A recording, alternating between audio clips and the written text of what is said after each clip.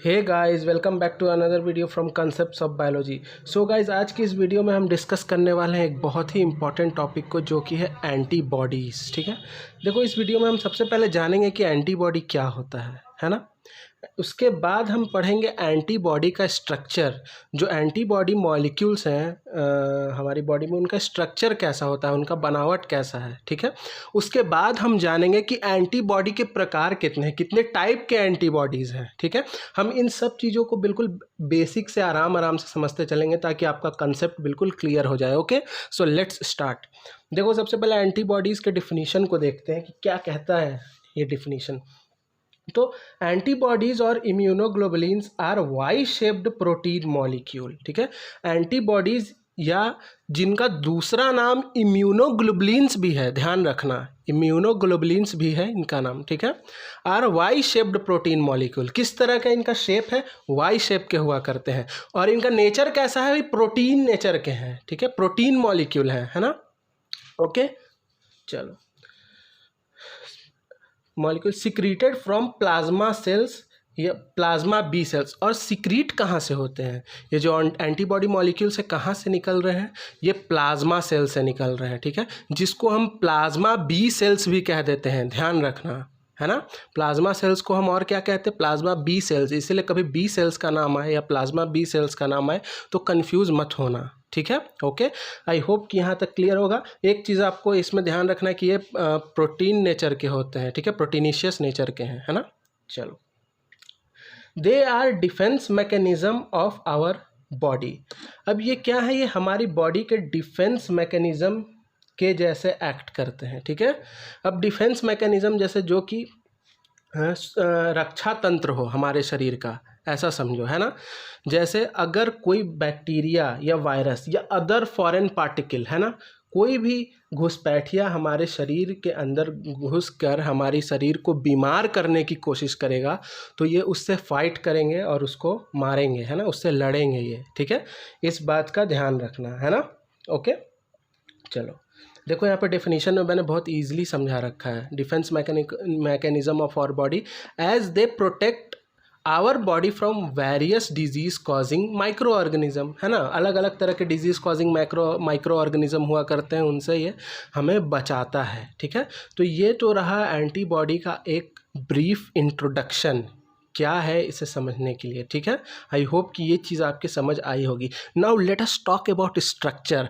अब जब स्ट्रक्चर की बात कर रहे हैं तो हम बहुत ईजिली आसानी से समझते चलेंगे और इसे एक छोटे से डायग्राम के साथ भी देखेंगे। ओके, अब देखो सबसे पहले स्ट्रक्चर के बारे में क्या लिखा है, ध्यान से देखो। Antibodies are made up of 2 light chain and 2 heavy chain. किस तरह का बना हुआ है? 2 लाइट चेन। लाइट से क्या लग रहा है? कुछ हल्का चेन होगा, ठीक है, एक चेन, ठीक है, और 2 हेवी चेन। डोंट वरी, अभी मैं आपको एक इमेज दिखाऊंगा, उससे क्लियर हो जाएगा। ठीक है, 2 लाइट और 2 हेवी चेन से बना हुआ है, इस चीज़ को पहले ध्यान में रखो। अच्छा, नेक्स्ट पॉइंट क्या है? Antibodies molecule are represented by H2L2। ध्यान रखना, H2L2 क्यों कह रहा है? नाउ यू मे आस्क कि सर ये व्हाट इज H2L2। सो देखो H2L2 इसलिए क्योंकि H का मतलब है हेवी, ठीक है, 2 यानी 2 हेवी चेन है, एंड L2 यानी कि 2 लाइट चेन है। तो हम एंटीबॉडीज को कैसे रिप्रेजेंट करते हैं? By H2L2। Yes, okay, now let's move on. अब देखते हैं हम इसके स्ट्रक्चर को। ठीक है, चलो,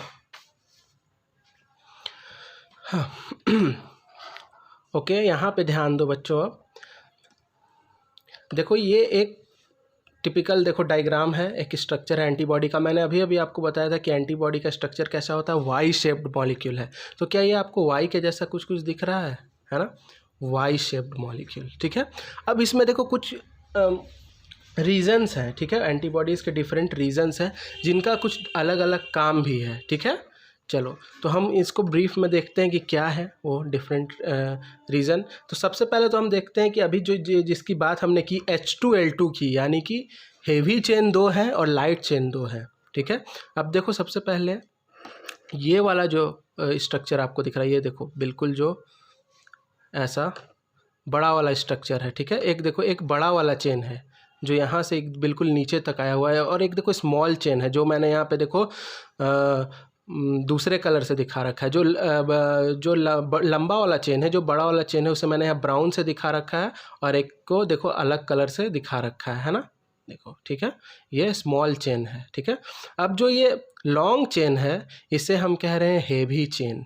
ध्यान से सुनना, ये जो लॉन्ग लंबी वाली चेन है, देखो ये जो ब्राउन वाली है ये बड़ी है, लंबी है। ठीक है, इसे हम क्या कह रहे हैं, हेवी चेन। अब हेवी चेन देखो कितने तरह की है, यहाँ देखो heavy chain is of 5 types. Heavy chain कितने तरह की हुआ करती है, 5 तरह की। कौन कौन सी, अल्फा, डेल्टा, गामा, ठीक है, म्यू एंड एप्सिलॉन, ये 5 तरह की हमारी हेवी चेन हुआ करती है। ठीक है, ओके, इस चीज़ को समझ गए है ना। अच्छा, हेवी चेन को हेवी चेन क्यों कह रहे हैं, क्योंकि इनका मॉलिकुलर वेट ज़्यादा है। ठीक है, compared to light chain. Heavy chain is of 50 kilodalton. इनका मॉलिकुलर वेट कितना है, 50 किलो डाल्टन के आसपास का इनका मॉलिकुलर वेट हुआ करता है। ठीक है, clear, that's why we are calling it heavy chain. Okay, now let us move on to the light chain. ठीक है, चलो अब लाइट चेन देखो कितना है। Light chain is of 2 types. देखो ये जो छोटी वाली चेन है, देखो ये स्मॉल चेन, ठीक है, ये लाइट चेन है। ठीक है, ये देखो स्मॉल वाली जो चेन है, मैंने लाइट चेन शो कर रखा है। ठीक है, लाइट चेन 2 तरह की है, कप्पा एंड लेमडा टाइप। ठीक है, कितनी तरह की है, कप्पा एंड लेमडा टाइप। ठीक है, ध्यान रखना, light chain is of 2 types. अब इसे देखो लाइट चेन हम क्यों कह रहे हैं, क्योंकि इसका मॉलिकुलर वेट 25 किलो डाल्टन है, हेवी चेन के मुकाबले कम है, तो इसे हम लाइट चेन कह दे रहे हैं। ठीक है, ओके, आई होप कि यहाँ तक बातें क्लियर होंगी। Okay, so now let's move on. देखो अब यहाँ नोट में एक चीज़ ध्यान दो, in each heavy and light chain there is variable and constant region. अब ये जहाँ जो हमने अभी हेवी एंड लाइट चेन जिसकी बात की ना, वहाँ हमें वेरिएबल रीज़न यानी जो रीज़न बदल रहा है, और एक कांस्टेंट रीज़न जो रीज़न फिक्स है वो देखने को मिला करता है। ठीक है, अब देखो यहाँ वेरिएबल रीज़न है। ठीक है, ध्यान से देखो, यहाँ पे इस लाइन को मैंने ऐसे जिग जैग फॉर्म में बना रखा है। ठीक है, ये वैरी कर रहा है। ठीक है, वेरिएबल रीज़न इसलिए नाम दिया क्योंकि कुछ वैरी कर रहा है। क्या वैरी कर रहा है, विल टेल यू। ठीक है, अब देखो यहाँ क्या है, एक कांस्टेंट रीज़न, यहाँ पे क्या है, कांस्टेंट यानी एक फिक्स है। ठीक है, एक फिक्स रीज़न है। ठीक है, अब ये जो वेरिएबल रीज़न है ना, ये पूरे एंटीबॉडी का 1/4 हुआ करता है। ठीक है, पूरे एंटीबॉडी का ये जो वेरिएबल रीज़न है 1/4 पार्ट ही केवल वेरिएबल रीज़न हुआ करता है। ठीक है, इस चीज़ का ध्यान देना। ओके, अब देखो यहाँ जो ये सीधी लाइन तुम्हें दिखाई दे रही है ना, ये जिग जैग वाली लाइन है और एक स्ट्रेट लाइन है। ठीक है, ये किस तरह की रीज़न है, कांस्टेंट रीज़न है। ठीक है, एक तो वेरिएबल था, अब दूसरा देखो कांस्टेंट है, उल्टा है। ठीक है, वेरिएबल यानी वहाँ मैंने अभी कुछ बोला कि वहाँ पे कुछ वेरी कर रहा होगा, ये कांस्टेंट है यानी ये फिक्स्ड रीज़न है। ठीक है, अब एक बात याद रखना, इस एंटीबॉडी मॉलिक्यूल में जो कांस्टेंट रीज़न है, जो फिक्स्ड रीज़न है ना, वो उसका जो ऐसा कह लो कि वो मोर इन नंबर। ठीक है, जो कांस्टेंट रीज़न है वो पूरी एंटीबॉडी का 3/4 होता है। ठीक है, 3/4 पार्ट पूरी एंटीबॉडी का वो कांस्टेंट रीज़न है। ठीक है, यानी कांस्टेंट रीज़न ज़्यादा है। ठीक है, और वेरिएबल रीज़न देखो कम है, that is only 1/4 of the antibody. देख रहे हो यहाँ पे बस इतने दूर में ही हमें वेरिएबल रीज़न दिखाई दे रहा है। बाकी की लाइन में तुम देख लो, कहीं मैंने जिग जैग नहीं बना रखा है, यानी नंबर ऑफ, या ऐसा समझ लो कि जो कांस्टेंट रीज़न है बेसिकली ये समझो कि वो ज़्यादा प्रेजेंट है। ठीक है, मोर है ना, कांस्टेंट रीज़न ज़्यादा है। ठीक है, और वेरिएबल रीज़न कम है। ठीक है, ओनली 1/4 पार्ट है। ठीक है, पूरी एंटीबॉडी का जो ये एक तरह का पार्ट है जो कि जिसमें variable reason is less and constant reason is more, simply. Okay, I hope कि ये चीज़ आपको समझ आई होगी। ठीक है, चलो नेक्स्ट बात करते हैं। यहाँ पे अब देखो एक चीज़ ध्यान से देखना, यहाँ पे कुछ स्ट्रक्चर्स दिखाई दे रहे हैं इन दोनों एंटीबॉडी मॉलिक्यूल के। यहाँ पे देखो, यहाँ बीच में, ठीक है, SS। ठीक है, ये जो स्ट्रक्चर है, ये जो लिंकेज है बेसिकली, ठीक है, ये स्ट्रक्चर तो है लेकिन स्ट्रक्चर के बीच में एक लिंकेज है डाइसल्फाइड बॉन्ड का, जो दोनों स्ट्रक्चर को कनेक्ट कर रहा है। ठीक है, यानी दोनों जो एंटीबॉडी का हेवी चेन है, देखो ये भी हेवी चेन है, ये लंबा वाला, ये भी हेवी चेन है, इन दोनों हेवी चेन के बीच लिंकेज डाइसल्फाइड की बॉन्डिंग है, ठीक है, डाइसल्फाइड बॉन्डिंग है, इस चीज़ को ध्यान रखना। हेवी चेन के बीच तो डाइसल्फाइड बॉन्डिंग होती ही है, ठीक है, साथ ही साथ लाइट चेन और हेवी चेन के बीच भी डाइसल्फाइड बॉन्डिंग होती है, ठीक है। देखो इसके बीच भी होगी, यहाँ हालांकि मैंने दिखा नहीं रखा लेकिन मैं तुम्हें बता रहा हूँ, ध्यान से सुनो, इसके और इसके बीच भी डाइसल्फाइड बॉन्डिंग होगी। और ये डाइसल्फाइड बॉन्डिंग, ये जो एंटीबॉडी का मॉलिक्यूल है, इसको स्टेबिलिटी प्रोवाइड करता है, ध्यान रखना, ठीक है। ओके, आई होप कि यहाँ तक चीज़ें क्लियर होंगी, ठीक है। अब थोड़ा सा बात करते हैं इस वेरिएबल रीज़न के बारे में। एक चीज़ मैं आपको बताने वाला था कि वेरिएबल रीज़न को हम वेरिएबल क्यों कह रहे हैं, क्योंकि यहाँ पे इस रीज़न में एमिनो एसिड का सीक्वेंस वेरी करता है। क्योंकि देखो कोई भी प्रोटीन जो मॉलिक्यूल है किससे बना है, एमिनो एसिड से मिलकर बना है ना, डिफरेंट एमिनो एसिड्स। तो यहाँ पे सीक्वेंस जो है एमिनो एसिड का वो वेरी करता है, ठीक है, इसके सीक्वेंस में चेंजिंग आती है, जबकि कांस्टेंट रीजन में ऐसा नहीं होता, ठीक है। देखो इसके सीक्वेंस में वेरिएशन होना ज़रूरी है ताकि अलग अलग तरह के एंटीजन को ये टैकल कर सके, ठीक है, अलग अलग तरह के, क्योंकि हर बार बॉडी में क्या है, डिफरेंट तरह के पैथोजन या एंटीजन इंटर करते हैं, ठीक है। तो उस हिसाब से जो वेरिएबल रीज़न है, यहाँ का स्ट्रक्चर जब डिफरेंट रहेगा तो ये डिफरेंट तरह के जो एंटीजेंस हैं, है ना, या फिर जो पैथोजेंस हैं, उनको ये टैकल कर पाएगा, ठीक है, उनसे ये लड़ पाएगा। ओके, सो आई होप ये चीज़ आपको क्लियर हुई होगी, ठीक है। चलो अब देखो यहाँ पे जो कांस्टेंट रीज़न है, थोड़ा इसकी बात करते हैं, ठीक है। अब देखो कांस्टेंट रीज़न क्या है, ये बेसिकली एक स्पेसिफिक प्रॉपर्टी प्रोवाइड करता है ना।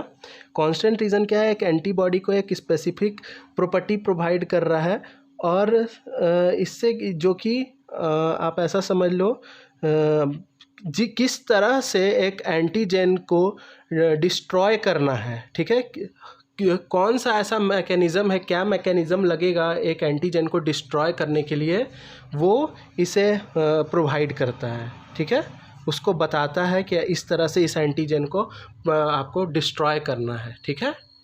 अब देखो कुछ और रीजंस भी होते हैं एंटीबॉडी में। देखो जो ये वाला रीज़न है, इसे हम बेसिकली FC रीज़न कहते हैं, नीचे वाला, देखो ध्यान से देखो, यहाँ सल्फाइड डाइसल्फाइड बॉन्ड के नीचे ये छोटा सा जो रीज़न है, इसे हम FC रीज़न यानी फ्रेगमेंट ऑफ क्रिस्टलाइजेशन रीज़न कहते हैं। हालांकि यहाँ मैंने दिखा नहीं रखा, लेकिन मैं आपको बता दे रहा हूँ, ठीक है।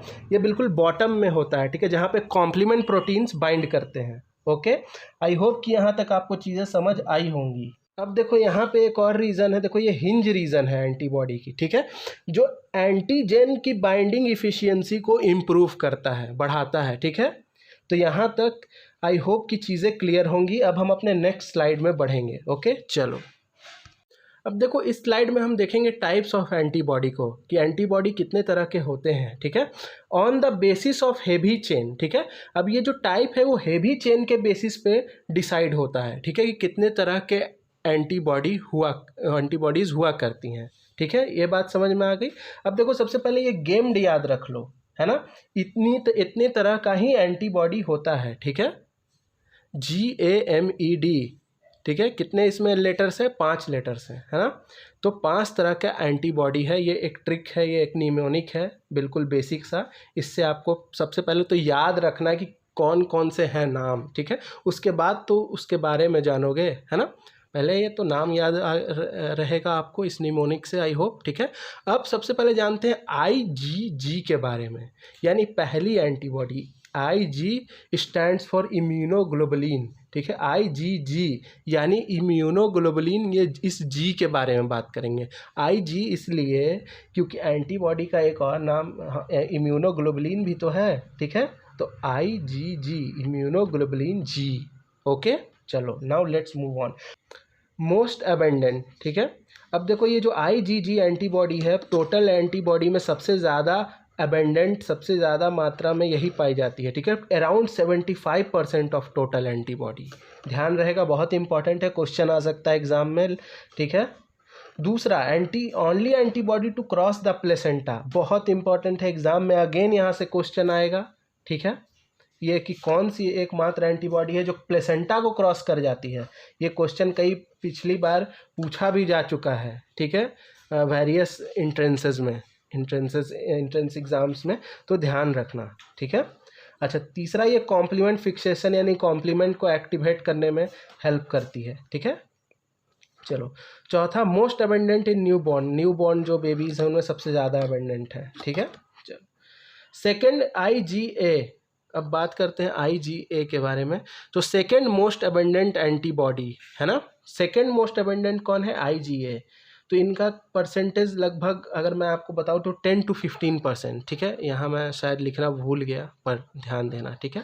तो 10 to 15%, ठीक है, कम पूरे एंटीबॉडी का, है ना।